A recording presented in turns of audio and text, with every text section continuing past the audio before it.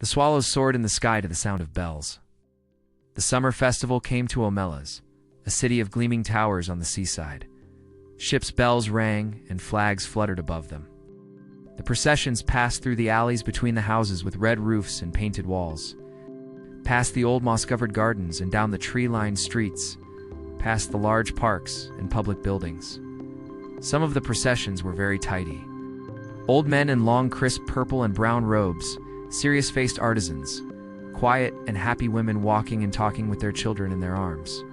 In other streets, the music was louder, the sound of tinkling bells and tambourines, and people walked dancing. The procession itself became a dance. Children ran around, their loud voices rising above the music and songs, like the flight of the swallows. All the processions headed north to the city, to the large green field called the Green Fields. Girls and boys, naked in the hot sun, with muddy feet and long, strong arms, were driving their restless horses in preparation for the race. The horses had only a rope. There were no reins in their mouths. Silver, gold, and green ribbons were tied to their manes. They flared their nostrils, jumped around, and showed off to each other. They were very excited, because the horse is the only animal that has adopted our festivals. Far to the north and west stood the mountains, which half surrounded Omelas in its bay. The morning air was so clear that the snow on the 18 peaks shone like white golden fire from a distance. Under the blue sky, there was just enough wind so that the flags on the racetrack fluttered occasionally. In the silence of the wide green fields, the sound of music coming from the streets of the city could be heard. Sometimes from a distance, sometimes from close, and gradually coming closer. There was a light, sweet smell in the air which trembled from time to time, gathered and then burst out in the joyous ringing of the bells. How to describe happiness? How to explain the people of Omelas? They were not simple people. However, they were very happy. Now we talk very little about happiness. All smiles seem old-fashioned now. Hearing such a description, a man starts thinking something. Hearing such a description, a man thinks that now a king will come who will ride on a magnificent horse and will have brave soldiers around him. Or he would sit in a golden palanquin carried by powerful slaves. But there were no kings. They did not wield swords or keep slaves. They were not savages. I do not know the rules of their society, but I suspect they were very few. Just as they lived without kings and slavery, they also lived without stock markets, advertising, secret police, and bombs. Yet I repeat, these people were not simple. They were not singing shepherds, naive savages, or builders of dream cities. They were no less complex than we are. The problem is that we have developed a bad habit, aggravated by intellectuals and complex thinkers. We think of pleasure as something stupid. We think only pain is sensible, only evil is interesting. This is the deception of artists. Refusal to accept the importance of evil and the tedium of pain. If you cannot conquer them, become like them. If it hurts, repeat it. But to praise misery is to condemn happiness. To embrace violence is to lose everything else. We have lost almost everything. We no longer describe a happy person or celebrate happiness. How can I describe the people of Omelas to you? They were not simple, happy children. Their children were, however, really happy. They were intelligent, wise, passionate grown-ups. Their lives were not miserable. Oh, miracle. I wish I could describe it better. I wish I could convince you.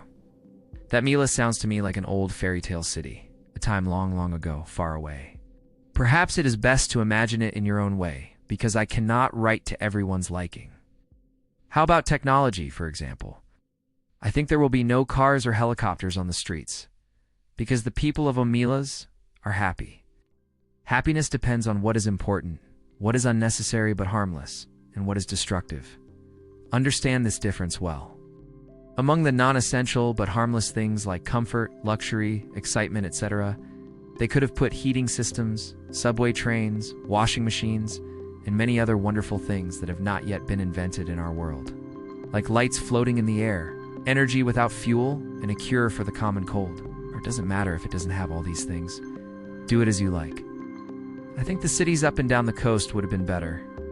People would be coming to Omelas a few days before the festival in fast little trains and two-story trains. And the Omelas railway station would be the prettiest building in town, though not as splendid as the farmers' market. But even if there were trains, I'm afraid, I'm afraid some people would find Mila all too nice. Smiles, bells, parades, horses boring. If that's the case, add a grand revelry. If that helps, don't hesitate at all. But temples with beautiful naked priests and priestesses who are half drunk and meet any who wish. That was my first thought. But really, it would be better if Milas didn't have temples at all, at least not with priests. There may be religion, but no priests. Beautiful naked people would walk around like God's gift to the hungry, and they would happily join the parade. When they make love, a tambourine should be played from above. The glory of their desire should be proclaimed on a gong, and that is important. Children born to them should be loved and cared for. That is one thing Omelas does not have at all. That is guilt. But what else should there be? At first I thought there was no intoxication there, but that was too harsh a thought. For those who like a light, sweet fragrance called druze can spread in the city, which makes the mind and body light and bright. Then after a few hours brings a sweet lethargy and then shows wonderful dreams, in which the deepest secrets of the universe are revealed, and at the same time the joy of love increases, and it is not addictive. For those who like more simple tastes, there can be beer. What else should there be? What else should there be in this city of joy? There must be a feeling of victory. There must be a celebration of courage. But just as we left the priests, so should the soldiers. The joy of victory by killing is not true happiness. It is scary and useless. The hearts of the people of Omelas are filled with a vast and generous satisfaction, a glorious victory that is not against an external enemy, but in union with the best spirit of all human beings and the beautiful warmth of the world. And the victory they celebrate is the victory of life. I don't think there are many people who need to take drugs. It is explained to children when they are 8 to 12 years old and when they are old enough to understand. Most of the people who go to see the child are youngsters. However, sometimes some grown-up will go away or come back to look again. No matter how well they have been counseled before, they are always shocked and upset when they see the child.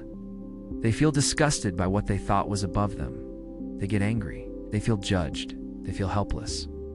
Even if they have been counseled before, they want to do something for the child, but they can do nothing. If the child is taken out of that dirty place, if he is cleaned up, given good food and rest, that will be a good thing.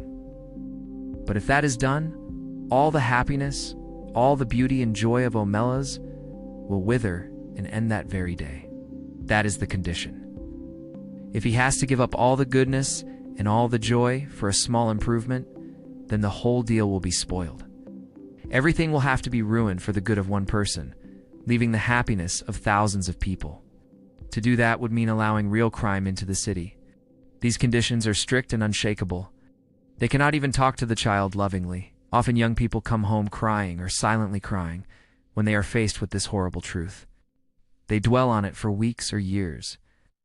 But over time, they begin to understand that even if the child is set free, he will not find much happiness.